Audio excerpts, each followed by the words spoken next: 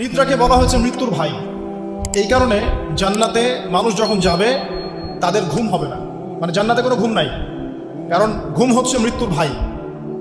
তো আল্লাহ পাককে ঘুমও স্পর্শ করতে পারে না এবং ঝিমুনি তন্দ্রাও স্পর্শ করতে পারে না। এমন একটু চিন্তা করে দেখেন, এই লক্ষ কোটি বছর ধরে যে মহাকাশ চলছে সৃষ্টির পর থেকে, আল্লাহ রাব্বুল আলামিন একটা মুহূর্ত সময়কে রেস্ট নিয়েছেন? একটা জাররা পরিমাণ সময়কে তিনি রেস্ট নিয়েছেন? তাহলে সেই মহান সত্তা যিনি এক জাররা পরিমাণ সময়ও তার ক্লান্তি বোধ হয় না, তার কোনো ঘুম আসে না, তার কোনো তন্দ্রা স্পর্শ করে না, তা আমরা সেই আল্লাহর বান্দা হয়ে কি আল্লাহর বিধান বা তার আনুগত্যের বাইরে যাওয়া ঠিক হবে? এটা সহজ। আল্লাহকে চিনতে শিখুন। আল্লাহ পাক কে? আল্লাহ রাব্বুল আলামিন তো এমন একজন সত্তা যে আপনি সারাটা জীবন আল্লাহর বিপক্ষে চলেছেন, আজকে 2 রাকাত নামাজ পড়ে যদি তওবা করে ফিরে আসেন, ইমিডিয়েটলি আল্লাহ পাক আপনাকে মাফ করতে পারবেন। আবার আপনি সারা জীবন ভালো কাজ করেছেন, শেষে গিয়ে এমন একটা কথা বললেন, এমন একটা কাজ করলেন, হতে পারে সেই কাজের জন্য আল্লাহ না করুক আপনার জাহান্নামের ফয়সালা হয়ে যেতে পারে। নাউযুবিল্লাহ। তো আল্লাহকে চিনতে শিখুন। তিনি আর রাজ্জাক, আপনার রিজিক দেন, জন্ম দিয়েছেন, সৃষ্টি করেছেন, পরিণত করেছেন, আমাদেরকে আকৃতি দিয়েছেন, আমাদের জান, আমাদের মাল, আমাদের ইজ্জত, সম্মান, পরিবার, প্রতিপত্তি, সবকিছুর মালিককে? সবকিছুর মালিক আল্লাহ রাব্বুল আলামিন। এই কনসেপ্ট যার মনে ক্লিয়ার, ইনশাআল্লাহ তাআলা তার মনে লা ইলাহা ইল্লাল্লাহ ঠিক আছে। আর যার মনের মধ্যে লা ইলাহা ইল্লাল্লাহ ঠিক আছে, ইনশাআল্লাহ সে একদিন না একদিন জান্নাতে যাবে ইনশাআল্লাহ। আসুন সামনে যাই। লা তাখুযুহু সিনাতুন ওয়া লা নাওম, লাহু মা ফিস সামাওয়াতি ওয়া মা ফিল আরদ। আসমান সমূহ, এখানে আসমান একটা আসমান বলা হয়, পুরো আসমান সমূহ এবং এই জমিনে যা কিছু আছে সবকিছু কার? আল্লাহ। আসমান সমূহটা বোঝেন। একদিন বলেছিলাম একটা এক্সাম্পল, যে এই পুরো মহাবিশ্বে পৃথিবীর অবস্থানটা কতটুকু।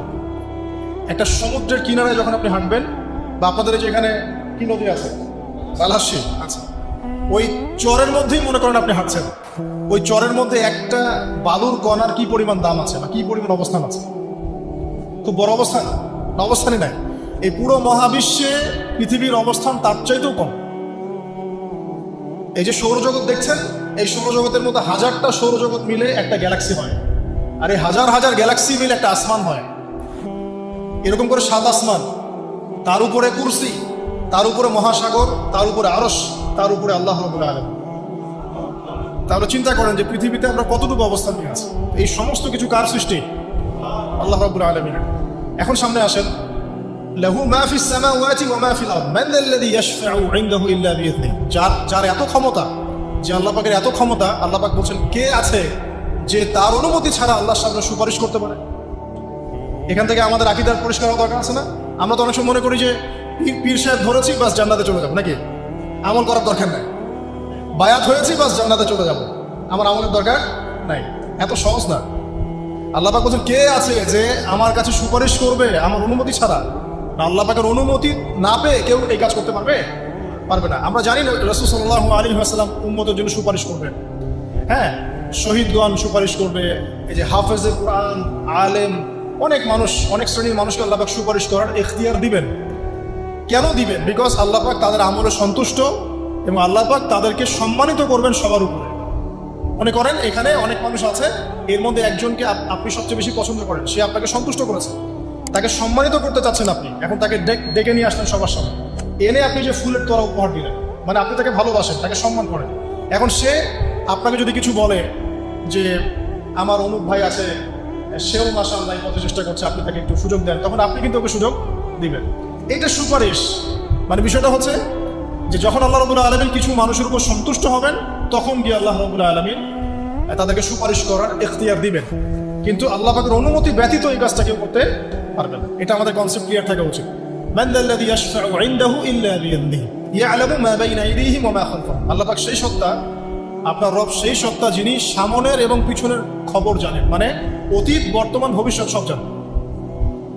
আদম আলাইহিস সালাম সৃষ্টি হওয়ার প্রথম দিন কি খেয়েছেন আল্লাহ পাক এখন জানেন। কথা বুঝতে পারছেন না? আমরা জানি? কোন ইতিহাসের বই আমাদেরকে সলিউশন দিতে পারবে?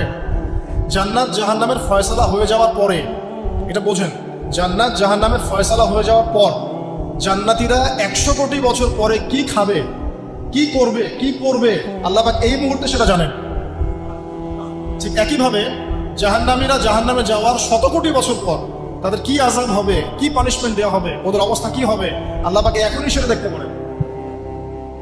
তো আমরা তো আল্লাহকে চিনি না, এই কারণে আমরা আল্লাহর বিরোধিতা করি, তার নবীর বিরোধিতা করি, ইসলাম কোরআন হাদিসের বিরোধিতা করছি। আমরা তো আল্লাহকে চিনি না। আল্লাহ পাক বলছেন ইয়া'লামু মা বাইনা আইদিহিম ওয়া মা খালফাহুম, সামনে পিছনে যা আছে, অতীত বর্তমান ভবিষ্যৎ সব আল্লাহ পাক জানেন। ইয়া'লামু মা বাইনা আইদিহিম ওয়া মা খালফাহুম ওয়া লা ইউহিতুনা বিশাইইন মিন ইলমিহি ইল্লা বিমা শাআ। আল্লাহ পাকের যে মহা জ্ঞান, অসীম জ্ঞান, এই জ্ঞানটাকে কোনো কিছুই পরিব্যাপ্ত করতে পারে না। এই যে ইসলামের এগেনস্টে যত প্রশ্ন করা হয়, আল্লাহকে কে সৃষ্টি করলো, ইসলামে ওই বিধান কেন, হ্যাঁ পর্দা কেন, কেন বহুবিবাহ, কেন এইটা, কেন সেইটা, এই যে যত প্রশ্ন এখন করা হয় মুক্ত চিন্তার নামে, এটার একমাত্র কারণ কি জানেন? একমাত্র কারণ জ্ঞানের স্বল্পতা। কারণ তাদের ক্ষুদ্র জ্ঞান আল্লাহ পাকের বিশাল জ্ঞানকে পেনিট্রেট করতে পারে না। এই কারণে ওদের কাছে মনে হয় এইটা কেন, ওইটা কেন, এইটা। এখানে বিষয়টা হচ্ছে যে মহান সত্তা পুরো মহাবিশ্ব সৃষ্টি করেছেন, নিঃসন্দেহে তার জ্ঞান আমার জ্ঞানের চেয়ে অনেক বেশি। এবং তিনি যে বিধানটা নাজিল করবেন, যা বলবেন তার প্রতিটা অক্ষর নিঃসন্দেহে সত্য। এটা আমার বুঝে আসুক বা না আসুক, আমাকে আত্মসমর্পণ করতে হবে, এটা বুদ্ধিমানের কাজ। এর মধ্যে অনেক কিছুর ব্যাখ্যা আমি বের করতে পারবো, অনেক কিছু হয়তো পারবো না। যেটা পারবো সেটা আলহামদুলিল্লাহ, যেটা পারবো না ইনশাল্লাহ আগামীতে হয়তো সেটা হবে, হবে না? কোরআন দিয়ে প্রত্যেকটা যুগ এবং জিজ্ঞাসার জবাব দেওয়া হয়েছে না? এখন হয়তো ওয়ার্ল্ডে এমন নতুন নতুন কিছু মাসালা এসেছে যেগুলো এখন পর্যন্ত আবিষ্কৃত হচ্ছে না, হয়তো সামনের দিনগুলোতে দেখবেন ঠিকই এগুলো আবিষ্কার হয়েছে। দেখবেন হয়তো কয়দিন পর যদি নাসা বলে যে হ্যাঁ জান্নাত জাহান্নাম বলে কিছু আছে, আমরা দেখেছি, ওরা এখন বলছে না মহাবিশ্ব এখানে প্রাণ আছে, এই আছে সেই আছে, মানুষ বিশ্বাস করছে। কয়দিন পর যদি তারা এই কথাটা বলে, তখন দেখবেন সারা বিশ্বের মানুষ বিনা বাক্যে বিশ্বাস করে। যেটা আগামীতে হবে সেটা আল্লাহ পাক আগেই জানিয়ে দিয়েছেন। তো প্রকৃত মুসলিম এবং বুদ্ধিমান মুসলিম সে যে নিঃশর্তভাবে আল্লাহ পাকের এই বিধানগুলোকে মেনে চলে, এখানে কোনো প্রশ্ন করতে যায় না। কারণ সে জানে আমার জ্ঞানটা সসীম, আল্লাহ পাকের জ্ঞান অসীম। ক্ষুদ্র জ্ঞান কখন আল্লাহর মহাজ্ঞানকে পেনিট্রেট করতে পারে না। এটা আল্লাহ পাক বলছেন যে আল্লাহর মহাজ্ঞানকে কোনো সত্তাই পরিবেষ্টন করতে পারবে না ইল্লা বিমা শাআ। যতটুকু জ্ঞান তিনি দিতে চান এতটুকু বাদ দিয়ে, যতটুকু জানিয়েছেন এতটুকু বাদ দিয়ে আমরা জানি না। যেমন কিয়ামতের অনেক সাইনের কথা বলা আছে না, এক্স্যাক্টলি কোন দিনে কিয়ামত হবে কেউ বলতে পারবে না। আল্লাহ পাক যতটুকু চান এতটুকু আমরা জানি। ইয়া'লামু মা বাইনা আইদিহিম ওয়া মা খালফাহুম ওয়া লা ইউহিতুনা বিশাইইন মিন ইলমিহি ইল্লা বিমা শাআ ওয়াসি'a কুরসিয়ুহুস সামাওয়াতি ওয়াল আরদ। আল্লাহ পাক বলেন এই মহাবিশ্বকে আল্লাহ পাকের কুরসিটা ঘিরে রেখেছে। এই কুরসি কিন্তু আরশ নয়, এই কুরসি পুরো মহাবিশ্বকে ঘিরে রেখেছে। এর উপরে আছে মহাসাগর, তার উপরে আছে আরশে আজিম। ঠিক আছে, ওয়াসি'a কুরসিয়ুহুস সামাওয়াতি ওয়াল আরদ ওয়া লা ইয়াউদুহু হিফযুহুমা ওয়া হুয়াল আলিয়্যুল আযীম। এবং এই পুরো মহাবিশ্বকে পরিচালনা করতে বা নিয়ন্ত্রণ করতে আল্লাহ পাকের যাররা পরিমাণও কোনো কষ্ট হয় না। তো এই হচ্ছে আপনার রব, যে রব আপনাকে সৃষ্টি করেছেন এবং দুনিয়াতে একটা হায়াত দিয়েছেন, এবং আপনাকে তিনি মৃত্যু দিবেন, এরপর আবার পুনরুজ্জীবিত করবেন, তারপর বিচার ফয়সালা হবে, এরপর হয় জান্নাত না হলে জাহান্নাম।